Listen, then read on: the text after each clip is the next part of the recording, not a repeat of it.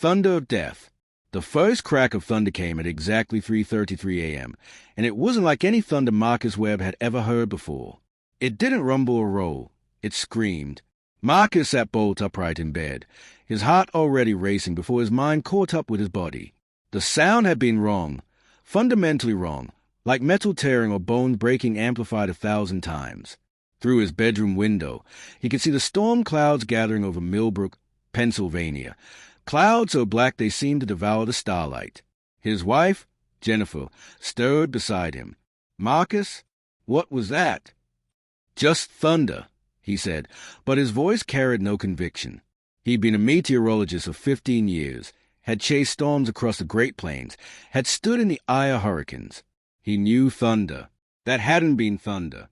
Another crack split the night, closer this time, so loud it rattled the windows and made the framed photos on their dresser dance. Jennifer gasped and grabbed his arm. "That's not normal." Marcus was already reaching for his phone, pulling up the weather radar. What he saw made his blood run cold. The storm cell directly above their town wasn't showing up as red or orange on the radar. It was black, a color that shouldn't exist on weather maps. And it wasn't moving. It was stationary, centered precisely over Millbrook. "We need to get to the basement," Marcus said, throwing off the covers. "Now." "What? Why?" "It's just a thunderstorm." The third boom shook the entire house, and this time it was accompanied by something else, a flash of light that wasn't lightning. It was green, sickly, and pulsing, and it turned their bedroom into something from a nightmare for just a moment. In that flash, Marcus saw something in the clouds through the window, a shape, massive and moving, that definitely wasn't natural. "Basement. Now." Marcus pulled Jennifer from the bed, and they stumbled into the hallway. Their 15-year-old daughter Chloe was already there, tears streaming down her face. "Dad, what's happening?" "The sound. It's getting inside my head." Marcus understood what she meant. The fourth boom came, and with it, he felt something he'd never experienced before. The sound wasn't just auditory. It was physical, mental, reaching into his skull and vibrating his very thoughts.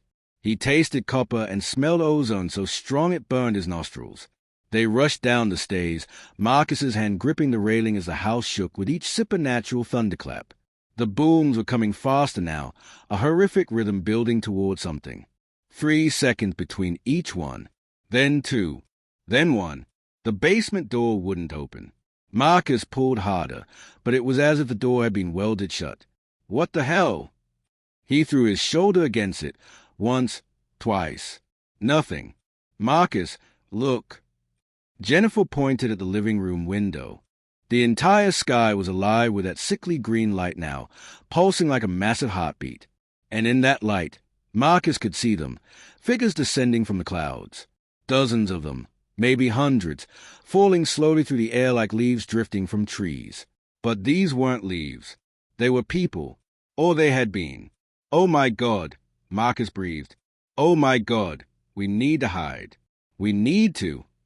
The thunder came again, but this time it formed words. Impossible, nightmarish words that resonated in Marcus's chest cavity and made his teeth ache. "Witness." The front door exploded inward, with splintering like matchsticks.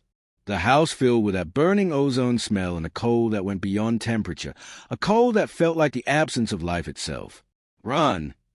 Marcus shoved his family toward the back of the house, toward the kitchen and the sliding glass door that led to the backyard. But as they ran, he saw through the windows that the figures were landing now, touching down on streets and lawns throughout the neighborhood. They stood motionless, heads tilted toward the sky, mouths open in silent screams. Chloe reached the sliding door first and yanked it open. They tumbled into the backyard, the grass wet and cold beneath their bare feet. The sky above them writhed with green light and those terrible black clouds. The woods. Marcus pointed to the tree line at the back of their property. "We can hide in." Thunder exploded directly above them, so close and so loud that Marcus felt his eardrums rupture. Hot liquid ran down the sides of his neck, and the world went muffled and distant. He could see Jennifer and Chloe screaming, but he couldn't hear them. The clouds parted, and something descended. It was massive, impossible, defying every law of physics Marcus had ever studied. The thing that came down from the storm wasn't a creature exactly. It was more like thunder given form, lightning shaped into something with intention and terrible purpose. It was simultaneously solid and ethereal, black and green, silent and deafening. Marcus felt his mind trying to reject what he was seeing, trying to categorize it as something comprehensible. A tornado? Ball lightning? Mass hallucination? But none of those explanations held.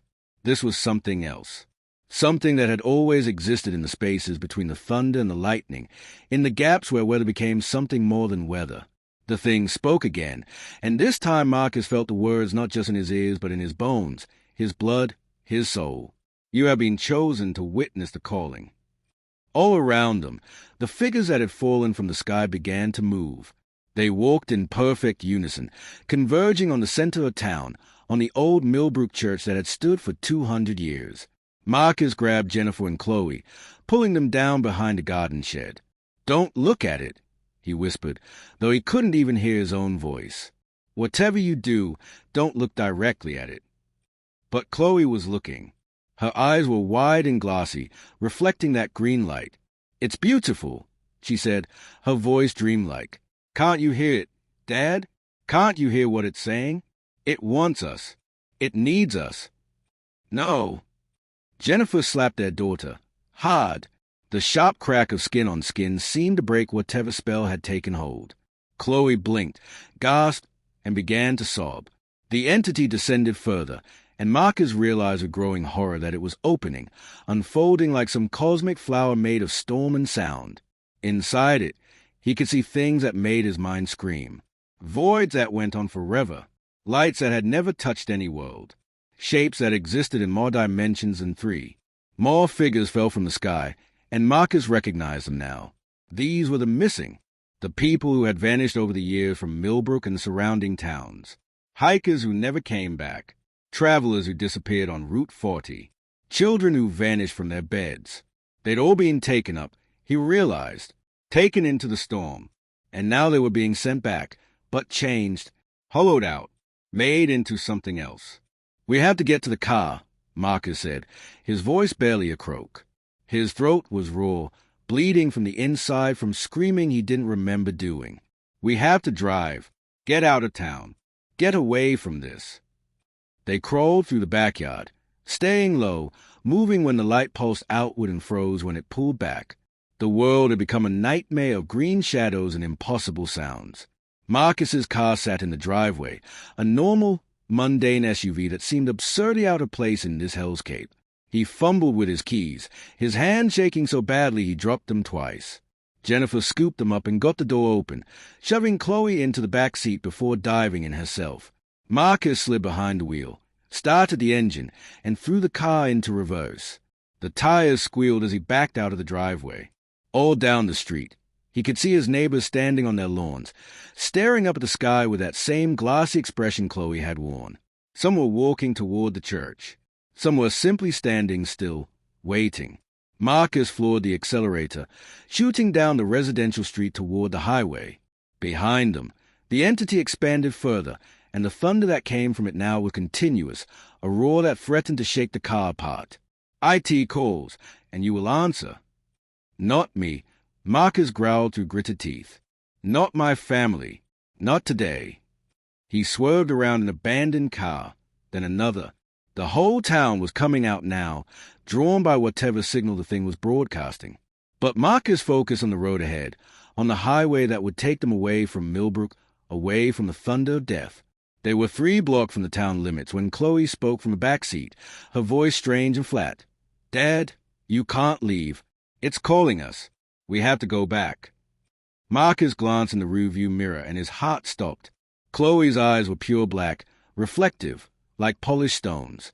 And she was smiling, a smile that stretched too wide, showing too many teeth. "Jen, hold her!" Marcus shouted. But Jennifer was turning too, her head rotating slowly to look at him. "Marcus, why are we running? Don't you hear it? Don't you feel how beautiful it is?" The car swerved as Marcus tried to watch the road and his family simultaneously. Chloe was reaching for the door handle, trying to open it while the car was moving. Jennifer's hands were on the steering wheel, pulling, trying to turn them around. No! Marcus fought them both, his foot pressing the accelerator harder. The town limit sign flashed past. Thank you for visiting Millbrook. And suddenly, like passing through a membrane, everything changed. The green light vanished. The thunder stopped. The ringing in Marcus's ears faded, replaced by normal silence. Jennifer gasped and pulled her hands back, staring at them in horror. In the back seat, Chloe began to cry, normal, human tears. Marcus pulled over onto the shoulder, his whole body shaking. Behind them, Millbrook glowed with that terrible green light, but it didn't extend beyond the town limits. It was contained, focused, deliberate. What? Jennifer's voice was barely a whisper. What was that thing? Marcus had no answer. He was a scientist, a man of data and evidence. But what they'd just experienced defied every rational explanation. He pulled out his phone to call for help, to warn others, but there was no signal. The screen showed only static.